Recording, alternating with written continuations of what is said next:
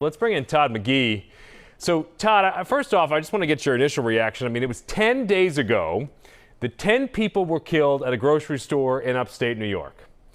How do we stop this? Difficult to stop.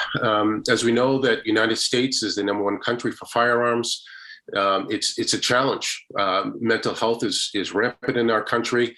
And I'm not talking about those who are diagnosed. I'm talking about those who have grievances and are going through some challenges in their life, and they're justifying violence as a means to their end. So this is something that the FBI, local law enforcement, state agencies have been trying to work with their communities, with schools, with businesses to be able to at least have a plan in place in the event that there is a horrific incident that they may be facing.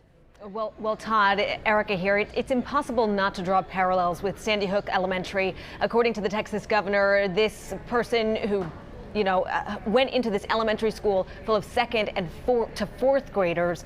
Apparently was an 18-year-old, either was a student at the high school there or had been a student recently, shot his grandmother before going to this school. So again, just those striking similarities in terms of the perpetrator in Sandy Hook.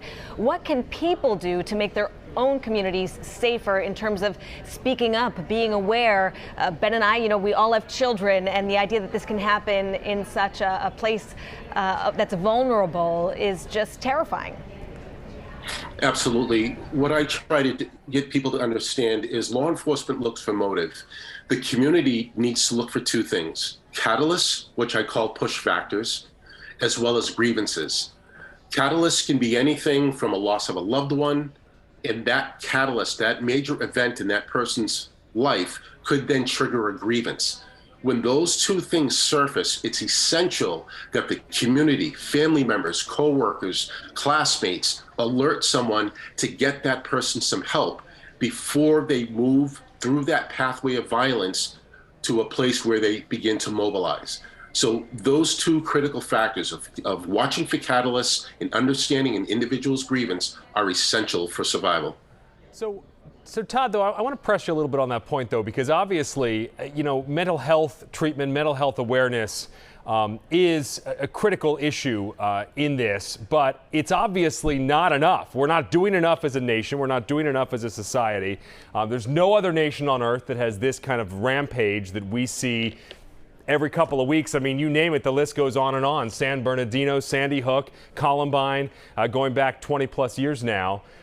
So given that, the mental health factor is there and very real, but has not provided a solution because either there are not enough resources or people are not reporting when they should. What else can be done? I mean, you mentioned that we have more, firearms than any other nation on earth.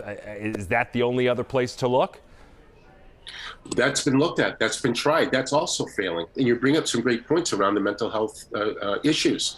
The mental health, and just to be clear, the individuals that have been diagnosed that are seeking treatment, that's a good thing. That's not where the concern lies. The concern lies where individuals are saturated within our communities, they're struggling and they're going through so many challenges, but yet the loved ones are not picking up on the flags, on the red flags. The red flags always show, but the people most closest to these individuals in crisis miss them. So a great DHS slogan says, see something, say something. Most people are not recognizing what to say. They're missing the red flags. If we begin to better educate, we begin to understand where the failing mental health lies and what it looks like, those are the areas that we can begin to focus on. And when that information is passed on, we'll see a mental health response rather than a criminal justice response. Well, Todd, apparently the shooter in Buffalo was referred for a psychiatric evaluation, still managed to get his hands on a weapon and then go to that grocery store. Is there a way to make sure that people don't slip through the cracks like that? I mean, should we be securing, different kind of soft targets in our communities in different ways? It's such a complex question because we also then, we can restrict, we can put policy in place, we can put laws in place, but then we also have the concern of ghost guns where people can create these weapons by just parting them out, capturing components from the internet, and it's still a threat. So again, it's a very complex situation within our country. Now, in order to avoid just shrugging our shoulders at the problem, it's got to be a multi-layered, multi-tiered approach. Legislation, maybe, perhaps. But again, I think the best approach is to focus on the individual. The best approach is to better understand and equip our community with a better understanding and help people find ways to bring resources, mental health resources, more readily available. Those resources are out there, and we also need to be able to begin to remove the stigma of seeking mental health illness. All these things create a very complex response to protecting ourselves within our community. So again, it's a very, very much a layered approach if we want to see any type of change in our country.